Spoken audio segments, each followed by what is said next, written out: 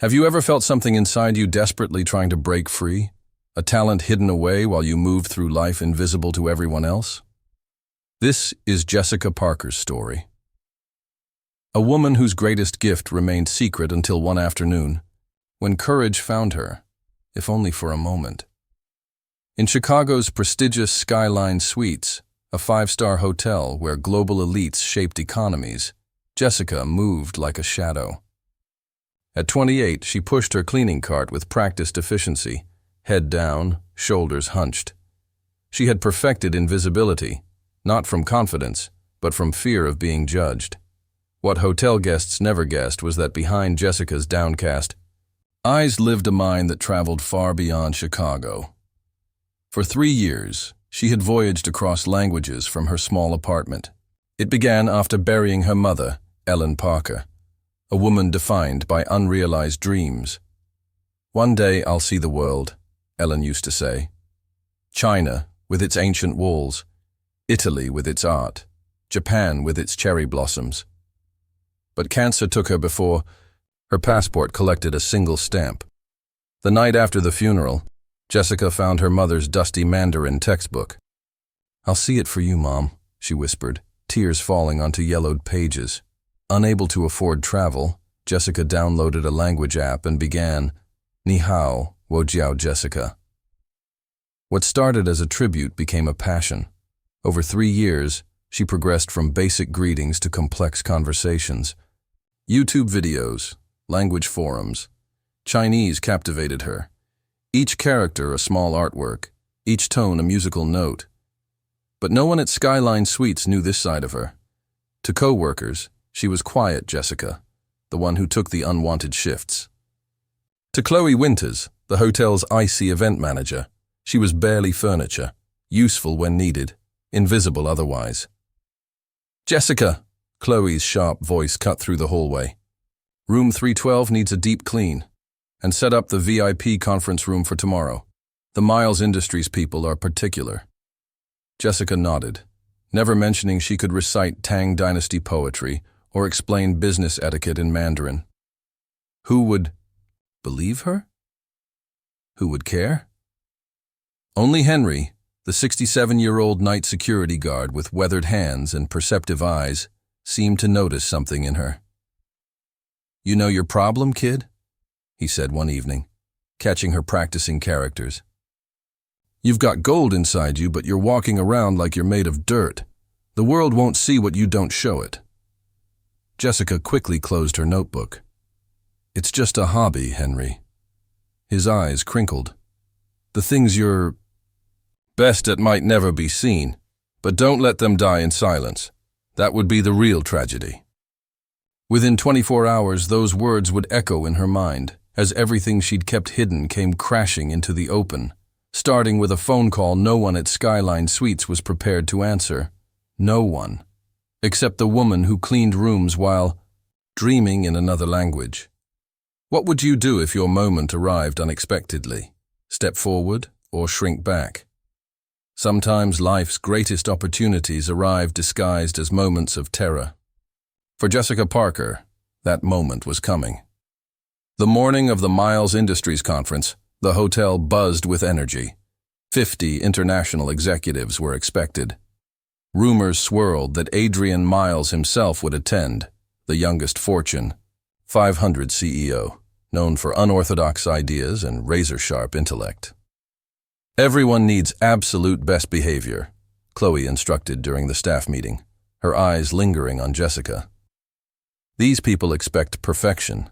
Stick to your duties. Nothing else." Jessica nodded, feeling that familiar ache, a reminder of her place.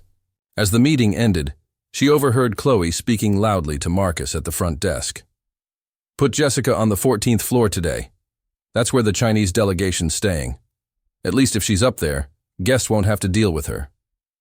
Struggling to communicate. Jessica's cheeks burned. She said nothing. If only Chloe knew. But why would it matter? Jessica had learned to live with underestimation. She pushed her cart toward the service elevator.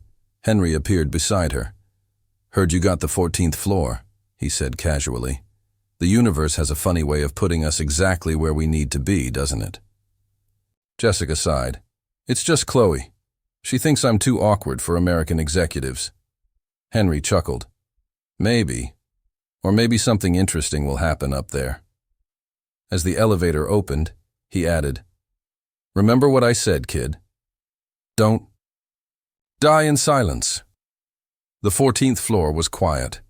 Most guests were at the conference, allowing Jessica to work quickly and, between rooms, practice Mandarin softly under her breath. In room 1412, she noticed a business magazine on the desk, Adrian Miles on the cover. Serious expression, thoughtful eyes.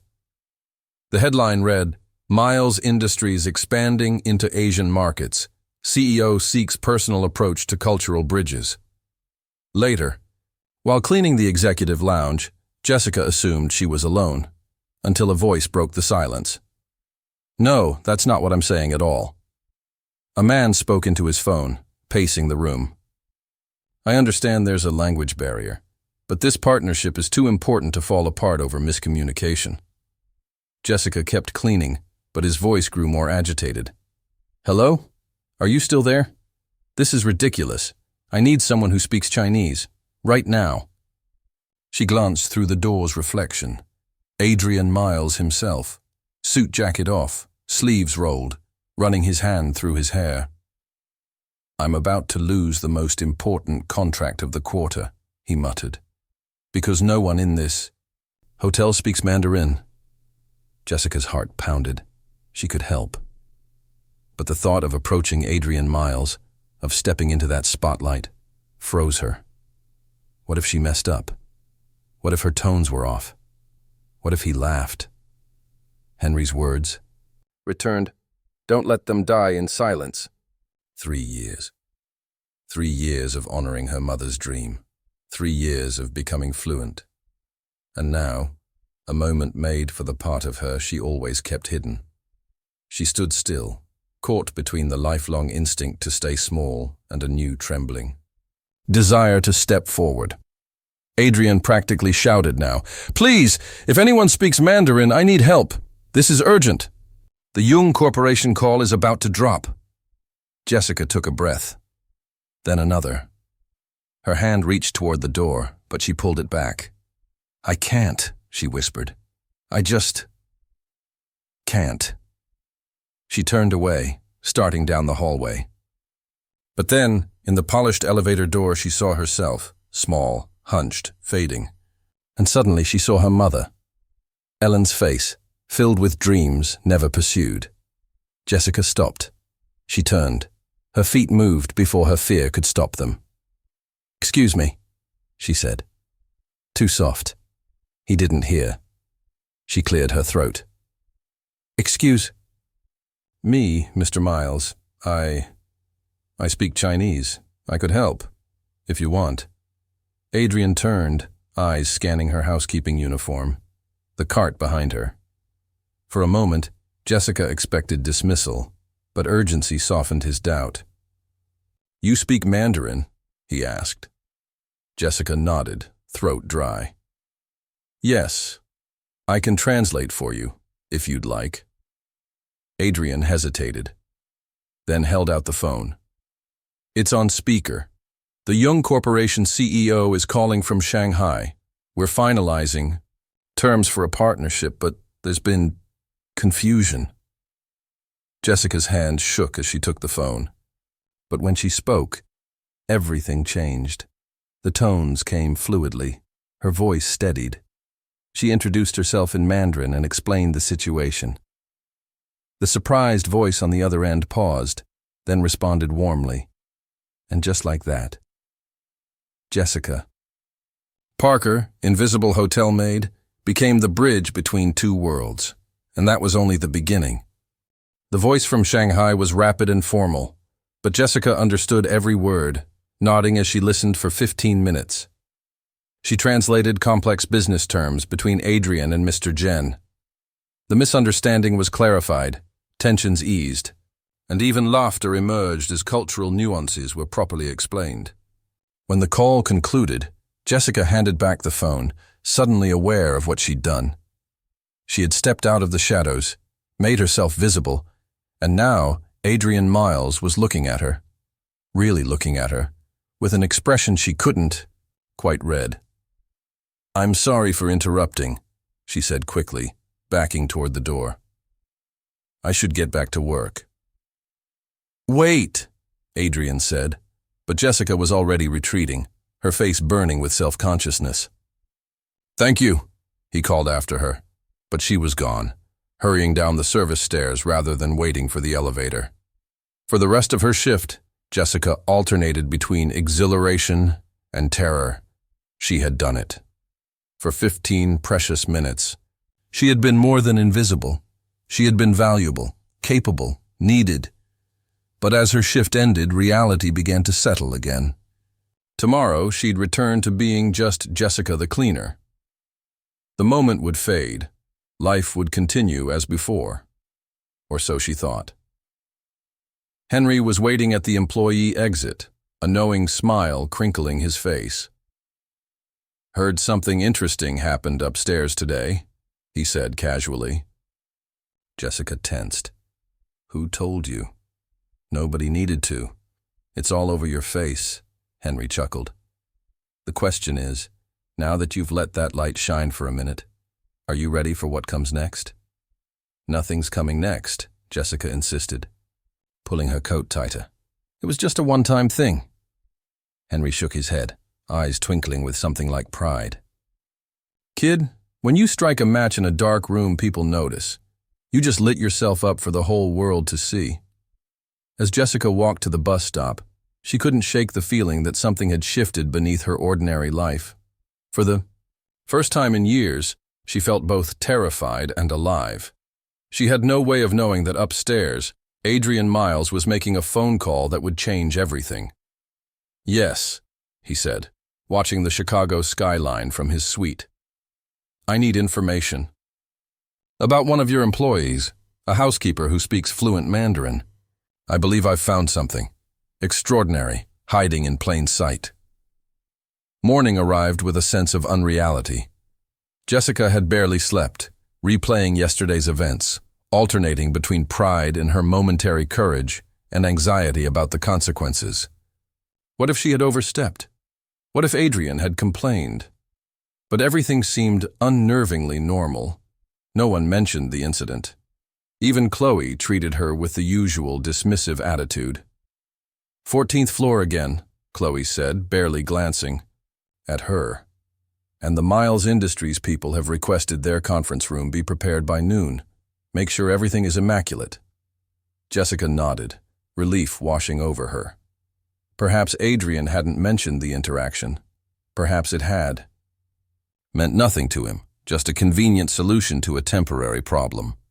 As she worked, she tried to convince herself that yesterday's bravery was an anomaly, a brief departure from safe invisibility. Yet something had changed inside her, a small flame refusing to be extinguished. While cleaning the mirror in room 1409, she caught sight of herself and paused. For the first time in years, she really looked, not just checking for smudges, but seeing the person staring back. Her mother's eyes looked back, filled with a question Jessica couldn't quite answer. "It doesn't change anything," she told her reflection. "One moment doesn't change a life."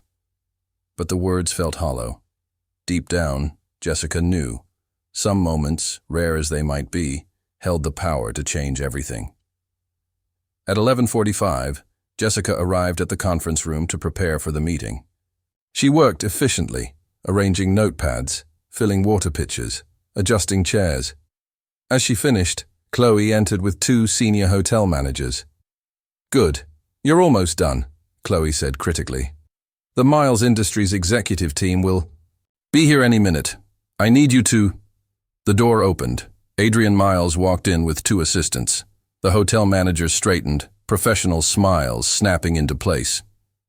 "Mr. Miles," one began, "we trust everything has been satisfactory?" Adrian nodded politely but seemed distracted, his eyes moving past them until landing on Jessica, who was trying to make herself invisible near the service door. "Actually," he said, "there is something specific I wanted to discuss." Jessica's heart dropped. Here it was, the complaint, the reprimand for stepping out of her place. I had an interesting experience yesterday, Adrian continued, his gaze fixed on her. One of your employees saved a multi-million-dollar deal through an extraordinary display of linguistic skill. The hotel managers exchanged confused glances. I'm sorry, Mr. Miles, the senior manager said. I'm not aware of any staff providing translation services. We have a professional service we can call when needed. You weren't aware, Adrian replied, because the person who helped me wasn't from your translation service. She was from your housekeeping staff. All eyes turned to Jessica, who wished the floor would swallow her whole. Chloe gave a dismissive laugh. There must be some mistake. Our housekeeping staff doesn't… Jessica, Adrian interrupted, addressing her directly. That is your name, correct? Jessica nodded, unable to find her voice.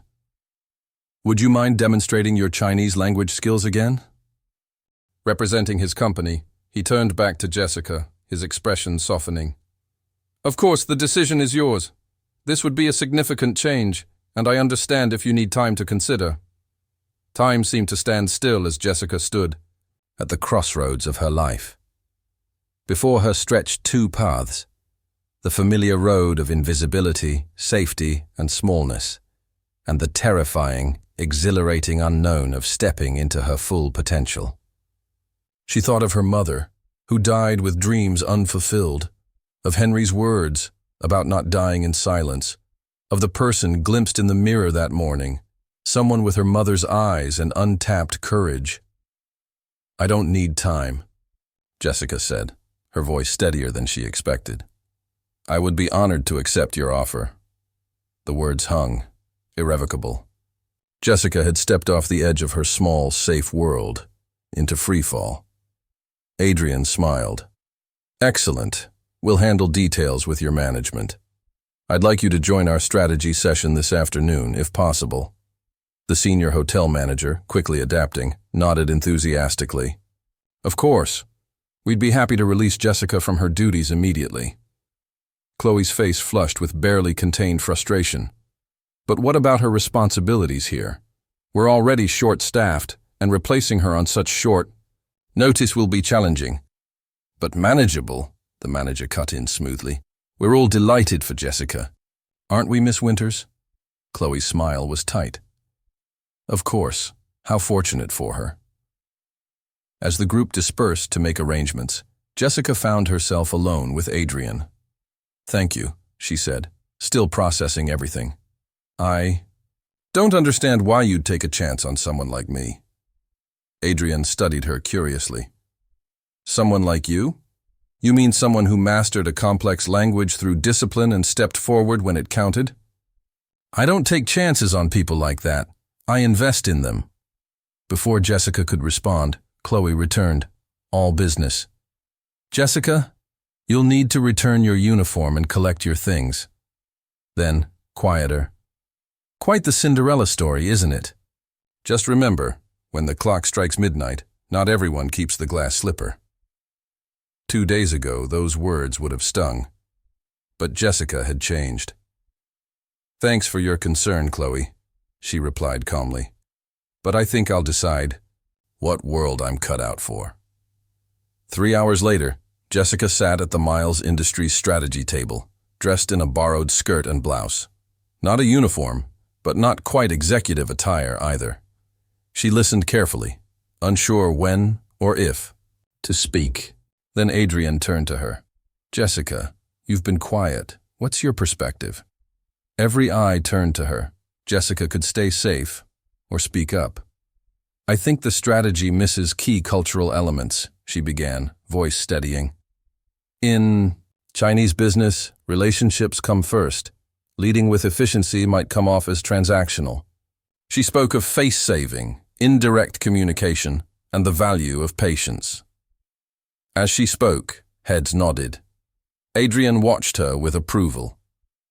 By meeting's end, she had shifted from silent observer to valued contributor. Miranda, Adrian's chief of staff, approached afterward. We're finalizing Shanghai. You'll need a passport. Do you have one? Jessica shook her head. I've never left Illinois. Miranda didn't blink. We'll expedite it. Adrienne says you're essential. Essential. The word echoed in her mind as she exited the hotel, this time through the grand lobby, not the service hallway.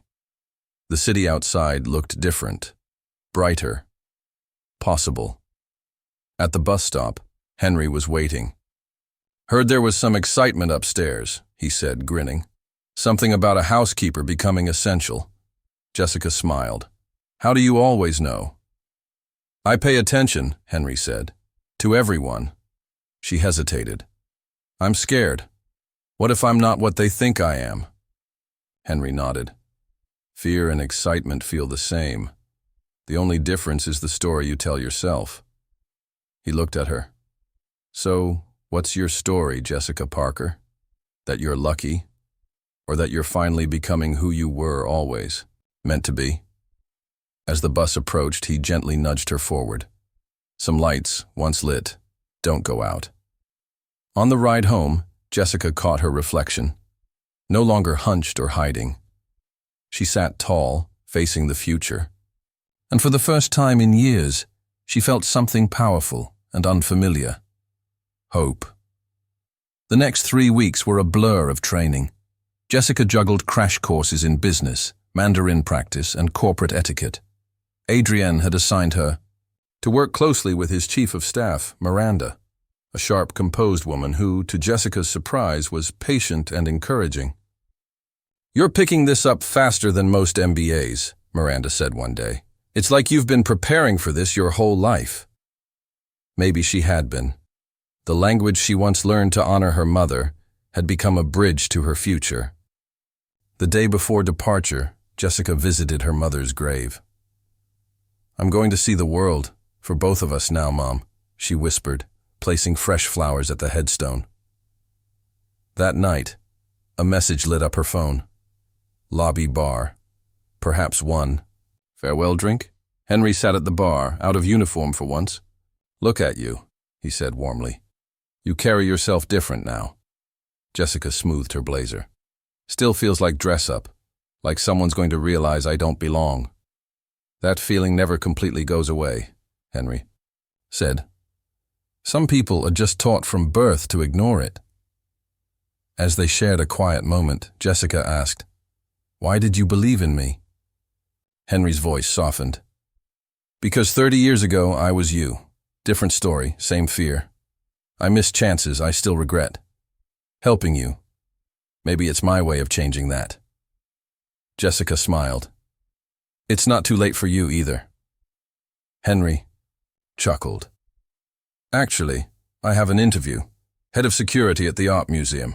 Watching you reminded me. There's still time for one more adventure. As they parted, he handed her a worn book of Chinese proverbs. Found this years ago. Couldn't read it, but figured it might mean something to you now. The next morning at O'Hare, Jessica joined the Miles Industries team, heart racing. Boarding was interrupted by a familiar voice, Chloe, now joining the trip as a hotel liaison. Chloe offered a cool smile. Hotel management thought it best. Someone experienced represented Skyline. Adrienne's eyes narrowed. I wasn't aware of this addition. Jessica kept quiet, rattled, but composed. During the 14-hour flight, doubts crept in. Could she truly belong at that table, or was she just a translator in a borrowed suit? Shanghai's skyline dazzled and overwhelmed her. At the luxurious hotel, old instincts kicked in as she unconsciously assessed the room's cleanliness. The line between who she was and who she was becoming blurred. The next morning, Miranda came to escort her to Adrienne. Jessica feared the worst, but instead found him calm. Do you know why I brought you here? He asked. Because I speak Chinese. Adrienne shook his head. I have a dozen translators. I chose you because when others froze, you stepped forward. That kind of courage can't be taught.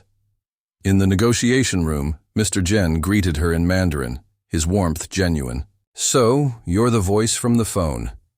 Adrienne told me your story.